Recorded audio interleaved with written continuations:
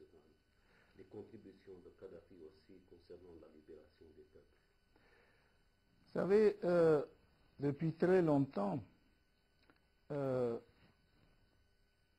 colonel Kadhafi, président en exercice de l'Union africaine, a toujours séduit beaucoup de chefs d'État. Vous pouvez le constater à travers les forums qu'il organise sur place ici. La venue de nombreux pays, c'est pas pour rien. Donc tout le monde admire la marche de la révolution libyenne. Parce que la Libye est un exemple pour beaucoup de pays africains et même mondiaux. Donc je pense que la révolution libyenne est un exemple en Afrique.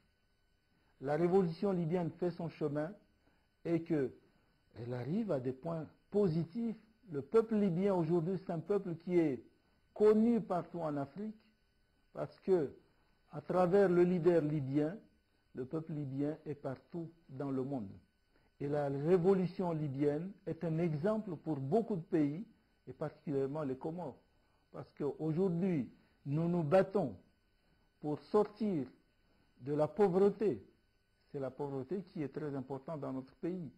Et le leader de la révolution libyenne, le colonel Muammar Kadhafi, il est à nos côtés sur les différents plans de développement de notre pays. Il suit personnellement l'évolution sécuritaire et politique, sociale de notre pays. Vous savez, peut-être on va en discuter, mais je pense que ce qu'on peut dire aujourd'hui, c'est que la révolution libyenne est un exemple pour beaucoup de pays et que nous admirons les étapes franchies par la révolution libyenne et le peuple libyen pour s'imposer à travers la scène africaine, mais aussi à travers la scène mondiale et arabe. Monsieur le ministre, concernant la situation aux îles Comores, nous savons que ces îles passent par une période de transition. Il y avait le soi-disant référendum français concernant Mayotte, etc. Quelle est la situation qui prévaut actuellement aux îles Comores? Merci de m'avoir demandé ceci parce que notre pays vit une situation politique et sécuritaire très difficile. Vous savez que les Comores ont déclaré de manière unilatérale leur indépendance dans les 4 îles. Et cette indépendance a été reconnue par les Nations Unies, l'Union africaine, la Ligue arabe, la Conférence islamique. Tous les organismes internationaux ont reconnu les Comores, à savoir la Grande Comore, Moélie, Anjouan et Mayotte. Il s'avère que la France s'est installée à Mayotte et a dit que Mayotte lui appartient malgré les condamnations des différents organismes internationaux. Et aujourd'hui, il a organisé un référendum de départementalisation de Mayotte, malgré les condamnations de tous les organismes internationaux. Parce que ces organismes ont déclaré nul et non avenu toute consultation dans l'île comorienne de Mayotte. Et la difficulté, c'est quoi? C'est que toutes les déstabilisations des Comores viennent à partir de Mayotte. Et ça, c'est un problème. C'est pourquoi aujourd'hui, nous ne refusons pas de discuter avec les Français, mais qu'ils sachent que Mayotte est comorienne, d'abord. Et nous pouvons discuter s'il a besoin de rester en France, mais au moins dans la négociation. Pas parce que la France est un grand pays, nous connaissons, c'est un pays des droits de l'homme, c'est un pays qui respecte les droits de l'homme, les droits des peuples, et qu'aujourd'hui nous nous étonnons que la France vient s'imposer militairement à Mayotte, une île comorienne. Donc je pense qu'aujourd'hui, ils ont organisé un référendum de départementalisation, mais nous, Comoriens, Mayotte restera toujours comorienne, et ce n'est pas ce référendum qui va changer quoi que ce soit. Quelle que soit l'évolution politique, mais Mayotte appartient à l'ensemble comorien.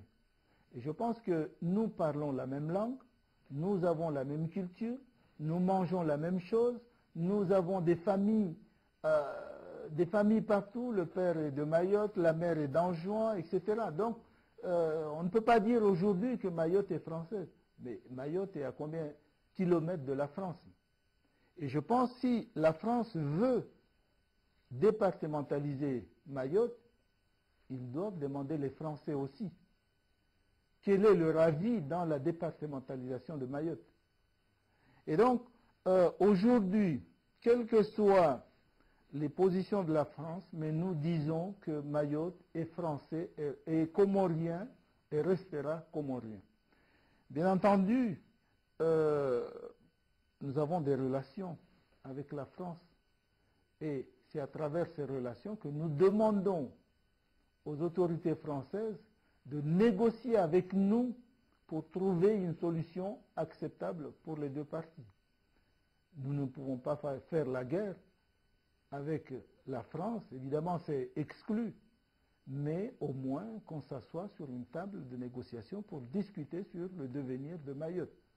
Mais s'ils organisent un référendum, nous disons, nous ne reconnaissons pas d'ailleurs le référendum, ce n'est pas nous seulement, même les communautés, toutes les Nations Unies, l'Union africaine, la Ligue arabe, la conférence islamique ne reconnaissent pas la validité de ce référendum.